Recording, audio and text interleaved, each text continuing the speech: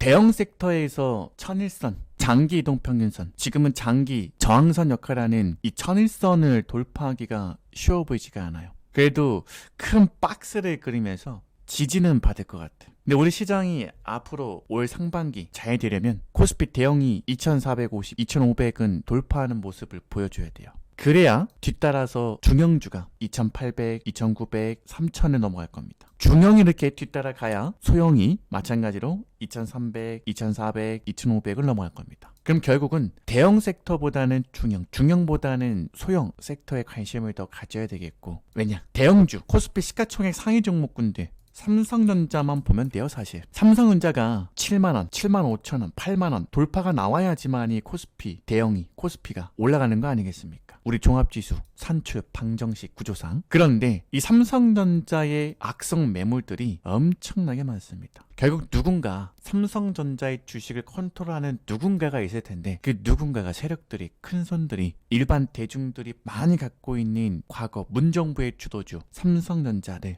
사주겠습니까? 삼성전자를 사서 올려주면 당장 팔 생각뿐인 대중들한테 떠먹여주고 싶겠습니까? 여러분들의 세력이라면 어떻게 하겠습니까? 저라면 삼성전자보다 실적도 괜찮고 매출도 괜찮고 아직 시장에서 인정받지 못한 반대편에 있는 종목을 사서 또 작업하겠어요. 또 끌어올리겠어요. 결국은 주식도 하나의 장사니까요. 종이 장사라고 얘기하니까요. 액면가 500원 혹은 액면가 5,000원짜리를 수십만원, 수백만원에 파는 게 주식 장사 아닙니까? 그 종이를 비싸게 만들어 팔아먹는, 비싸게 팔아서 이득을 보는 지분이 가장 많은 사람들 입장에서 한번 생각해 보세요. 여러분들한테 비싼 값에 팔려고 하지, 여러분들이 불려있는 주식을 굳이 돈 써서 올려서 여러분들이 본전 찾아주고 싶겠습니까? 저라면 그렇게 안 하겠습니다. 그래서 삼성전자가 단기에 과거 그랬던 것처럼 V자 반등을 기대하지는 않습니다. 저는 다만 매월 옵션 만기일이 있고 매 분기마다 선물 만기일이 있기 때문에 지분을 많이 갖고 있는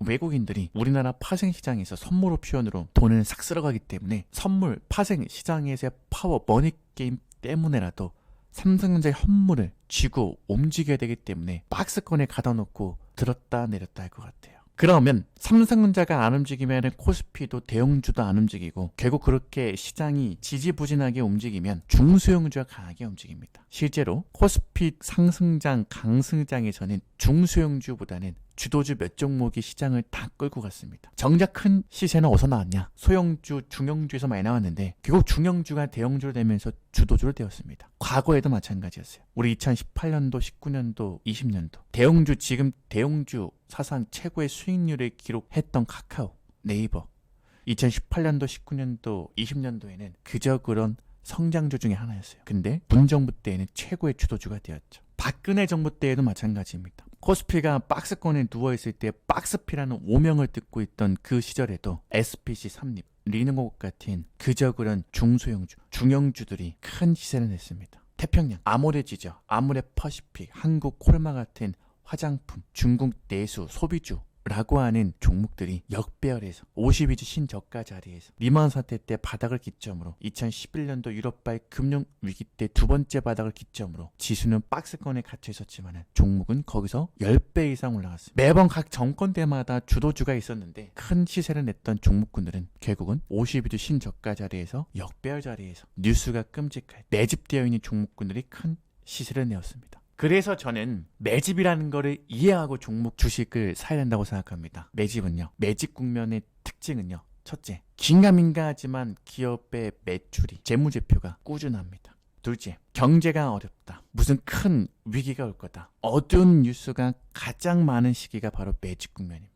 그러면서 물가가 올라가, 금리가 올라가는 등 모든 원자재, 상품 가격들이 상승하는 인플레이션 시기에 매집 국면이 보통 많습니다. 요 세 개를 우리가 좀 생각하면서 종목을, 업황을, 섹터를 좀 볼 수 있으면 보다 확률을 높일 수 있지 않을까. 왜냐? 과거 정부의 주도주들은 그 상태에서, 그 자리에서 큰 시세를 냈으니까. 다음 장 상승 사이클에서. 이번에도 마찬가지.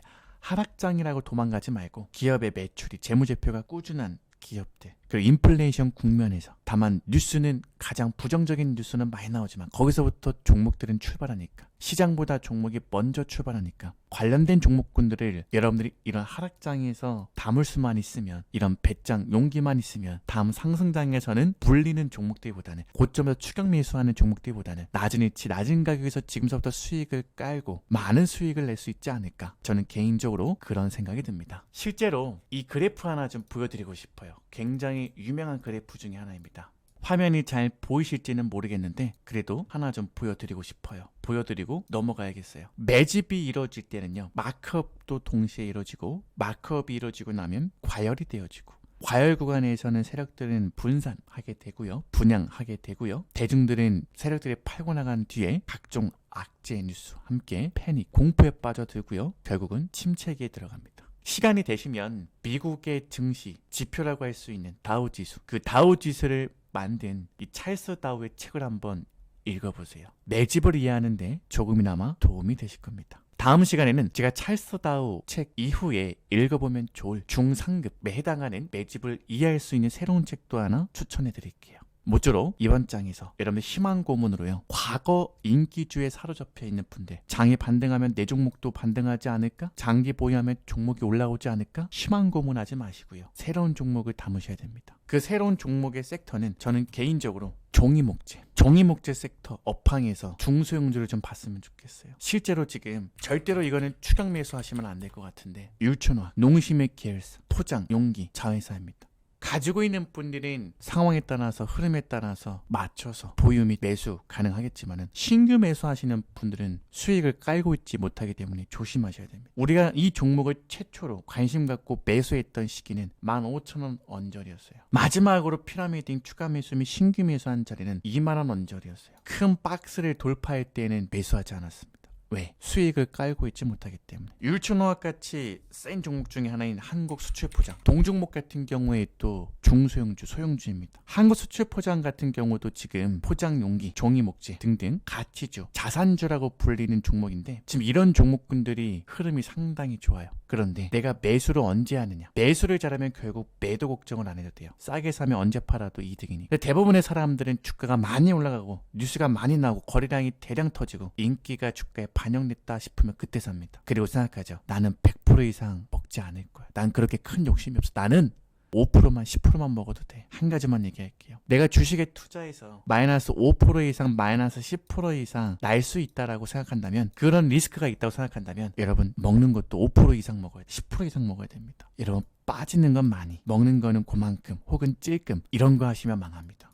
사업하실 때도 마찬가지예요. 내가 사업을 위해서, 자영업을 위해서 투자하는 돈이 억 단위, 10억 단위인데 하루 매출은 100만원, 200만원. 그런 지랄은 하지 마십시오. 망하는 길입니다. 지금 많은 분들이 하락장에서 위축되어 있는 것 같아요. 위축되지 마십시오. 이럴 때일수록 기회를 보셔야 됩니다. 일단 다른 경쟁자들보다 주식을 싸게 살 수 있습니다.